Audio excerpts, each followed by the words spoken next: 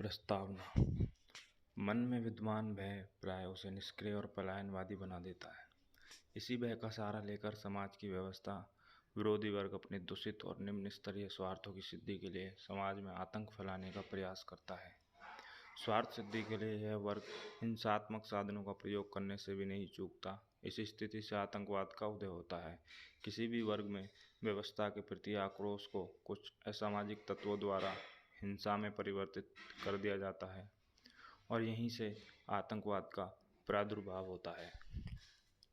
आतंकवाद से तात्पर्य: आतंकवाद एक ऐसी विचारधारा है जो राजनीतिक लक्ष्य की प्राप्ति के लिए शक्ति या अस्त्र शस्त्र के प्रयोग में विश्वास रखती है।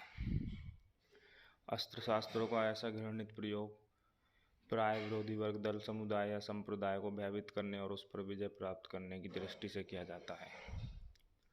अपने राजनीतिक स्वार्थ की पूर्ति के लिए आतंकवादी गैरकानूनी ढंग से अथवा हिंसा के माध्यम से सरकार को गिराने तथा शासन तंत्र पर अपना प्रभुत्व स्थापित करने का प्रयास भी करते हैं। इस प्रकार आतंकवाद उस प्रवृत्ति को कहते हैं जिसमें कुछ लोग अपनी उचित अथवा अनुचित मांग मंगवाने के लिए घोर हिंसात्मक और अमानवीय साधनों का प्रयोग करने लगते हैं। विश्व में व्याप्त हिंसा की प्रवृत्तियां और आतंकवाद: आज लगभग पूरा विश्व आतंकवाद की चपेट में है। राजनीतिक स्वार्थों की पूर्ति के लिए सार्वजनिक हिंसा और हत्याओं का रास्ता अपनाया जा रहा है। संसार के भौतिक दृष्टि से संपन्न देशों में आतंकवाद की यह प्रवृत्तियां और भी ज़्यादा पनप रही हैं। अमेरिका के राष्ट्रपति जॉन एफ कैनेडी और भारतीय प्रधानमंत्रियों श्रीमती इंदिरा गांधी तथा श्री राजीव गांधी की नृशंस हत्या, अमेरिका के हवाई जहाज में बम विस्फोट, भारत के हवाई जहाज का पाकिस्तान में अपहरण आदि घटनाएं अंतर्राष्ट्रीय आतंकवाद के कुछ उल्लेखनीय उदाहरण हैं। वर्तमान में भारत आतंकवाद से सबसे ज़्यादा पीड़ित है। पाकिस्तान द्वारा कश्मीर में आज़ादी के नाम पर आतंकवाद फैलाना आतंकवाद का सबसे भयावह उदाहरण है। विश्व स्तर पर सीरिया में ISIS का उदय पूरे विश्व के लिए चुनौती लेकर आई है। भारत में आतंकवादी गतिविधियां: विगत 2 दशकों में भारत के पंजाब, बिहार, असम, बंगाल, जम्मू कश्मीर आदि कई प्रांतों में आतंकवादियों ने व्यापक स्तर पर आतंकवाद फैलाया।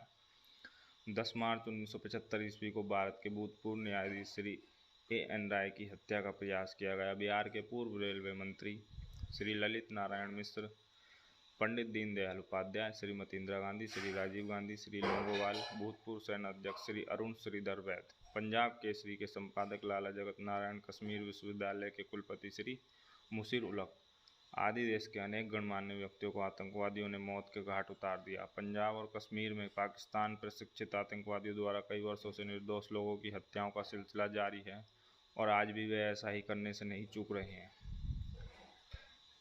10 अगस्त 1986 ईस्वी को आतंकवादियों द्वारा इंडियन एयरलाइंस का एक हवाई जहाज गिरा दिया गया, जिसके फलस्वरूप 329 यात्रियों की तत्काल मृत्यु हो गई। सन 1995 ईस्वी में जम्मू में आतंकवादियों द्वारा गणतंत्र दिवस समारोह के अवसर पर किया गया विस्फोट, तिनसुकिया मेल में बम विस्फोट, चरार शरीफ दरगाह अग्निकांड, 7 मार्च 1997 ईस्वी को फिल्म निर्माता निर्देशक मुकेश दुग्गल की हत्या, 25 मार्च 1997 ईस्वी को कश्मीरी पंडितों की हत्या, 29 मार्च 1997 ईस्वी को जम्मू में भीषण बम विस्फोट में 25 लोगों की मृत्यु, 7 मई 1997 ईस्वी को त्रिपुरा में 16 जवानों की हत्या, 12 अगस्त 1997 ईस्वी को कोटी सीरीज के मालिक गुलशन कुमार की हत्या, 19 नवंबर 1997 ईस्वी को हैदराबाद में एक कार बम विस्फोट में टीवी कैमरा दल के 6 सदस्यों एवं एक पत्रकार सहित 23 लोगों की हत्या, 2 दिसंबर 1997 ईस्वी को रणवीर सेना के हमलावरों द्वारा बिहार में 65 व्यक्तियों की हत्या, 14 फरवरी 1998 ईस्वी को कोयम्बटूर में भाजपा अध्यक्ष श्री लाल कृष्ण आडवाणी की हत्या का प्रयास, 20 जनवरी 1999 ईस्वी को अनंतनाग में 15 हिंदू मजदूरों की हत्या, 1999 ईस्वी को अनंतनाग में 15 मजदूरों की हत्या, 28 जून 1999 ईस्वी को पुंछ में 17 लोगों की हत्या, 24 दिसंबर 1999 ईस्वी को इंडियन एयरलाइंस के विमान का अपहरण, 20 फरवरी 2000 ईस्वी को बारूदी सुरंग फटने के जगदलपुर 23 पुलिसकर्मियों का शहीद होना, 28 फरवरी 2000 ईस्वी को जम्मू में 5 हिंदुओं की निर्मम हत्या, 3 मार्च 2000 ईस्वी को जम्मू से आ रही बस में विस्फोट होने से 9 यात्रियों की दर्दनाक मौत, मार्च 2000 ईस्वी की रात्रि को अनंतनाग जिले में सिखों की आबादी वाली बस्ती चिट्टी सिंहपुरा में 35 सिखों का सामूहिक हत्या। 13 दिसंबर 2001 को भारतीय संसद पर हमला। गुजरात में एक बड़ी आतंकवादी कार्रवाई में 2 आतंकवादियों ने 24 सितंबर 2002 ईस्वी को गांधीनगर के अक्षरधाम मंदिर में घुसकर अंधाधुंध गोलीबारी करके निर्दोष श्रद्धालुओं को निशाना बनाया। जम्मू कश्मीर में मुफ्ती मोहम्मद सईद की सरकार के दिन के साथ जम्मू के ऐतिहासिक रघुनाथ मंदिर व उसके निकटवर्ती शिव मंदिर पर उग्रवादियों ने हमला किया। 1 नवंबर 2002 ईस्वी को इन मंदिरों पर हथगोलों से सुनियोजित हमले किए गए थे। आतंकवाद को सबसे बड़ी और उल्लेखनीय घटना 26 नवंबर 2008 को मुंबई में घटी। आतंकवादियों ने ताज होटल ट्राइडेंट तथा नारामम बिल्डिंग पर हमला कर दिया। इस हमले में 185 लोग मारे गए। नारीमन बिल्डिंग को बम से उड़ा दिया गया। 9 आतंकवादी भी मारे गए, एक जिंदा पकड़ा गया। घटना में पाकिस्तान का हाथ होना पाया गया। ये लिस्ट इतनी बड़ी है कि सबका उल्लेख किया जाए तो लाखों शब्द भी कम पड़ जाएंगे। जैसे पठानकोट हमला, उरी हमला, पुलवामा हमला। ये घटनाएं इस तथ्य का स्पष्ट संकेत देती है कि भारत में आतंकवाद का घृणित सिलसिला निरंतर बढ़ता ही जा रहा है। आतंकवाद के विविध रूप। आतंकवादी घटनाएं केवल भारत में ही नहीं वरन विश्व भर में हो रही हैं। 19 अप्रैल 1995 ईस्वी को अमेरिका के ओकलाहामा नगर में एक भयानक बम विस्फोट हुआ, जिसके परिणाम स्वरूप एक बहुखंडीय भवन ध्वस्त हो गया और 100 से अधिक व्यक्ति मारे गए। 11 सितंबर 2001 को आतंकी हमले में दुस्साहसिक रूप से न्यूयॉर्क में विश्व व्यापार केंद्र के 2 टावरों को धराशायी कर दिया गया था। इस स्थल को अब ग्राउंड जीरो का नाम दिया गया है। इस हमले में बड़ी संख्या में लोग मारे गए थे। जापान के भूमिगत योकोहामा रेलवे स्टेशन पर जहरीली गैस से 1995 ईस्वी में 12 व्यक्तियों की मृत्यु हो गई थी। जापान में ही एक अन्य स्थान पर इसी प्रकार की जहरीली गैस से 100 से अधिक व्यक्ति बीमार पड़ गए। मिस्र के राष्ट्रपति हुस्नी मुबारक पर 26 जून 1995 ईस्वी को सशस्त्र आतंकवादियों ने आक्रमण किया, किंतु वे बाल बाल बच गए। भारत में आतंकवादी गतिविधियों हेतु सहायता देने वाला पाकिस्तान भी स्वयं को आतंकवाद की अग्नि से नहीं बचा पाया। वहाँ 19 नवंबर 1995 ईस्वी को मिस्र दूतावास में हुए बम विस्फोट से 17 व्यक्तियों की मृत्यु हो गई। पाकिस्तान की मुजाहिर कौमी मूवमेंट ने कराची में अपनी आतंकवादी गतिविधियों से हिंसा एवं आतंकवाद का वातावरण उत्पन्न कर रखा है, जिससे निपटने के लिए पाकिस्तान सरकार ने इसे आतंकवादी संगठन घोषित करके इसके विरुद्ध कार्रवाई प्रारंभ कर दी है। इस प्रकार आतंकवाद किसी राष्ट्र विशेष या क्षेत्र विशेष की समस्या नहीं है, यह एक प्रवृत्ति है जो आज संपूर्ण मानव समाज में फैल रही है।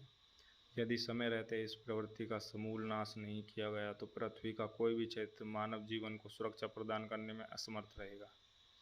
आतंकवाद का समाधान। आतंकवाद का स्वरूप या उद्देश्य कोई भी हो सकता है। इसका भौगोलिक क्षेत्र कितना ही सीमित या विस्तृत क्यों न हो, किंतु यह तो स्पष्ट है कि इसने हमारे जीवन को अनिश्चित और सुरक्षित बना दिया है। आतंकवाद मानव जाति के लिए कलंक है, इसलिए इसका कठोरता से दमन किया जाना चाहिए। भारत सरकार ने आतंकवादी गतिविधियों को बड़ी गंभीरता से लिया है और इसकी समाप्ति के लिए अनेक महत्वपूर्ण कदम उठाए हैं। भारत की संसद ने आतंकवाद विरोधी विधेयक पारित कर दिया है, जिसके अंतर्गत आतंकवादी गतिविधियों में लिप्त रहने वाले व्यक्ति को कठोर से कठोर दंड देने की व्यवस्था की गई।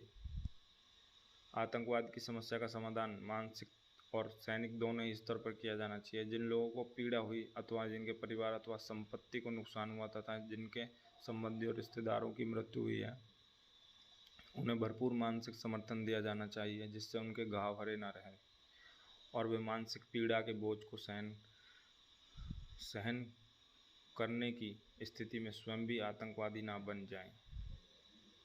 आतंकवाद और अलगाववाद की समस्या से प्रभावी ढंग से निपटने के लिए आवश्यक है कि सरकार के प्रति जनता में विश्वास जगाया जाए।